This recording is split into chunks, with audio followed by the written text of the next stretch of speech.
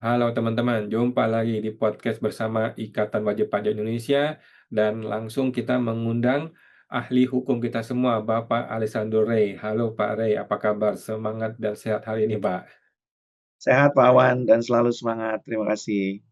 Oke, terima kasih Pak Rey sudah bersama kita ya teman-teman. Kali ini kita akan membahas mengenai laporan kinerja dari DJP ya. Jadi laporan kinerja ini banyak sekali informasi yang bisa kita lihat ya.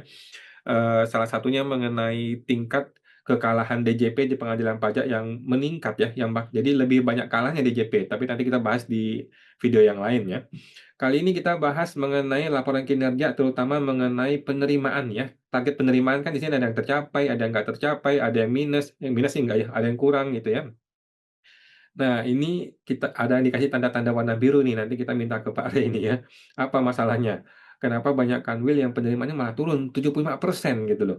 Jadi capaiannya cuma 75% dari targetnya. Itu kan luar biasa rendah ya. Ini bisa kalau ketemunya Sri Mulyani udah ditabok ini si kantor wilayahnya ya, kanwilnya ya, atau Surya Utomo ya. Tapi nggak tahu deh Pak Purba ya. Ini adalah kanwil Bengkulu juga turun nih. Nah, Kanwil Jawa Timur 3 nih, tempatnya PT Arion nih, juga jatuh ya, jatuh sekali, rendah sekali penerimaannya. Kanwil Kalimantan Timur Utara juga jatuh sekali penerimaannya 64%. Ini kan hampir setengah teman-teman ya. Ini ngapain orang-orang ini nggak kerja ini mereka ini? Atau mungkin kerja tapi ada yang nggak beres gitu ya. Nah, ini juga ada nih dari Kanwil DJP Aceh 74%, Sumatera Utara 1 75%, Lampung nih, Lampung 85% doang. Ini adalah 86%, Jatim 3-nya. Nah, yang ini, nah mungkin kita tanya ke Pak Rey nih, apa masalahnya Pak Rey dengan teman-teman Kanwil ini banyak yang nggak capai, atau mungkin Bapak punya pengalaman dengan pihak-pihak Kanwil tersebut. Apa hubungannya nih? Mungkin mungkin ada yang error, ada pejabatnya yang nggak beres, atau gara-gara sengketa hukum dan sebagainya. Silakan Pak Rey. Ya, terima kasih Pak Awan. Nah, ini menarik sekali ya, laporan kinerja DJP tahun 2025 yang disampaikan Pak Awan tadi. Dan mungkin itu kan merupakan konsumsi publik ya Pak Awan ya, dan itu bisa dibaca oleh setiap wajib pajak laporan kinerja di DJP tahun 2025 ya. Tapi yang menarik yang disampaikan Pak Awan tadi adalah mengenai capaian kinerja ya, khususnya mengenai realisasi target yang diberikan tahun 2025 ya.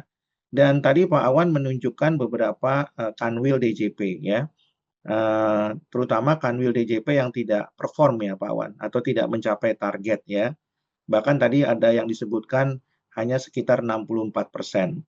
Kalau kita melihat dari laporan kinerja DJP, Pak Awan dan rekan-rekan WP, maka sebenarnya laporan kinerja itu relevan juga, Pak Awan, dengan fakta di lapangan, ya, atau fakta empiriknya ya.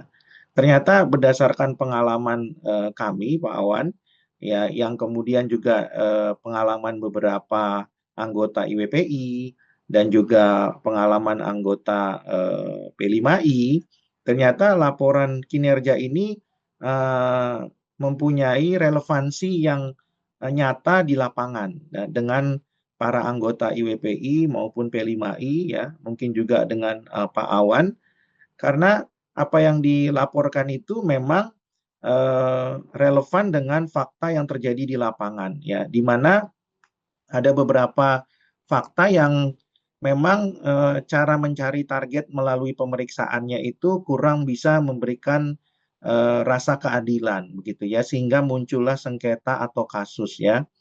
Kadang sengketa atau kasusnya itu tidak murni perpajakan ya, tapi termasuk dalam sengketa atau kasus penyalahgunaan wewenang ya. Nah, yang menarik untuk dicatat Pak Awan adalah kalau kemudian sengketa atau kasus itu masuk ke ranah penyalahgunaan wewenang, nah faktanya ya target mereka tidak tercapai. Harusnya kan Pak Awan kalau mereka menyalahgunakan wewenang, targetnya harusnya lebih dari 100% ya. Karena menggunakan kewenangan secara sewenang-wenang.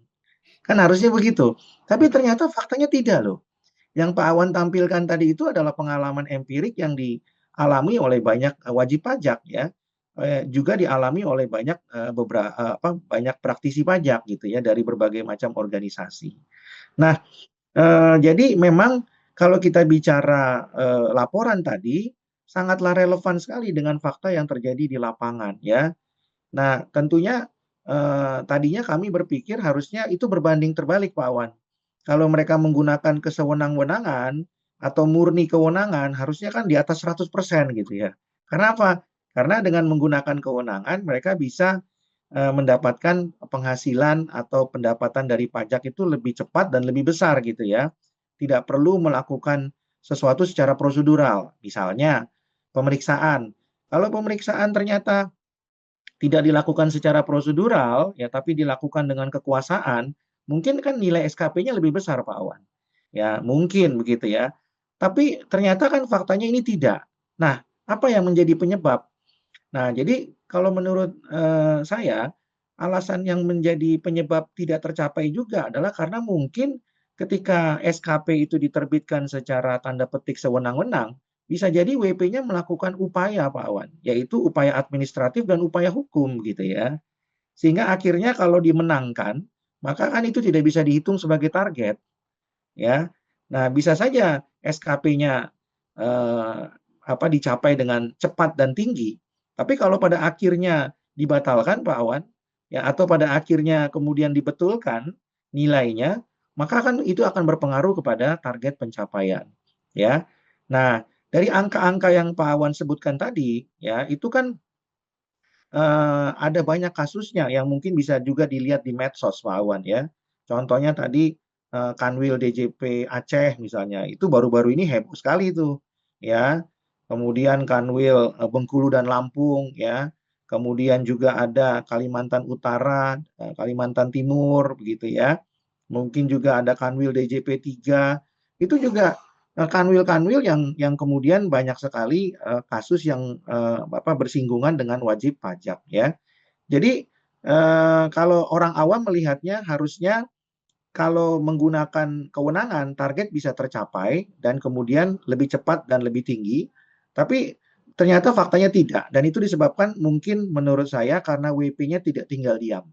Tapi WP-nya melakukan upaya ya, WP-nya melawan ya, melakukan upaya administratif maupun melakukan upaya hukum ya. Ya tadi sudah saya katakan contoh-contohnya ya, itu upayanya sudah terlihat, bisa dilihat di medsos di mana-mana begitu ya. Upaya di Kanwil DJP Aceh, Kanwil DJP Kalimantan Utara dan Timur, kemudian Bengkulu dan Lampung, ya Jawa Timur 3 dan seterusnya ya. Jadi tentu ini masukan ya buat DJP supaya melakukan pemeriksaan secara berkeadilan. Karena kalau tidak, itu menangnya sesaat ya, apalagi kasusnya sudah viral ya. Bisa saja menang sesaat Pak Awan, itu yang disebut dengan menang SKP ya. Tapi apalah gunanya menang SKP kan kalau kemudian kalah di keberatan atau kemudian kalah di pengadilan ya. Nah, tentu ini masukan buat DJP untuk melakukan perbaikan agar kinerja ke depannya bisa tercapai. Dan tentunya di sisi yang lain ini juga masukan buat wajib pajak Pak Awan agar menempuh upaya administratif khususnya upaya hukum bukan merupakan bentuk pembangkangan, bukan merupakan bentuk perlawanan kepada penguasa, bukan. Tapi itu murni merupakan bentuk aplikasi ya atau manifestasi daripada negara hukum. Di negara hukum itu upaya hukum itu sangatlah diapresiasi, sangatlah diagung-agungkan, sangatlah dihalalkan. Oleh karena itu, wajib pajak didorong sedemikian rupa agar melakukan upaya hukum ya. Di mana?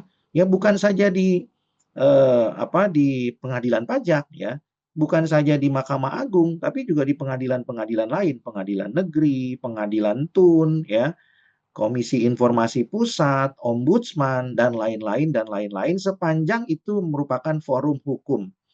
Jadi forum hukum apapun Pak Awan, baik itu di dalam maupun di luar pengadilan, itu yang disebut dengan istilah litigasi maupun non litigasi, semuanya itu sangatlah eh, didukung ya atau sangatlah halal untuk dilakukan oleh wajib pajak dan itu bukan merupakan bentuk pembangkangan ya atau retaliasi warga negara terhadap penguasa atau pemerintah yang sah ya bukan tapi sebaliknya itu adalah merupakan ya manifestasi aplikasi dan juga wujud nyata bahwa negara kita adalah betul negara hukum, rule of law, dan oleh karenanya hukum harus jadi panglima, supremacy of law, ya, bukan kekuasaan ya yang harus jadi panglima, yaitu makstat, bukan, ya, dan bukan juga tujuan mencapai target pajak atau tekstat yang menjadi panglima, tapi murni adalah rekstat atau hukum itu sendiri yang harus jadi panglima. Jadi tentunya laporan kinerja ini sangat baik Pak Wawan dan rekan-rekan WP untuk bisa mengoreksi DJP dan sekaligus juga mengoreksi wajib pajak. Ya, kenapa saya sebut mengoreksi? Supaya mindset WP berubah Pak Wawan. Bahwa ketika WP melakukan upaya hukum, tidak perlu khawatir kalau nanti tahun depan diobok-obok katanya pemeriksaannya. Nggak perlu khawatir nanti dibukper 10 tahun mundur gitu ya. Nggak perlu khawatir kalau kemudian nanti akan dipersulit. Nggak perlu. Karena di dalam negara hukum, upaya hukum itu adalah hal yang biasa.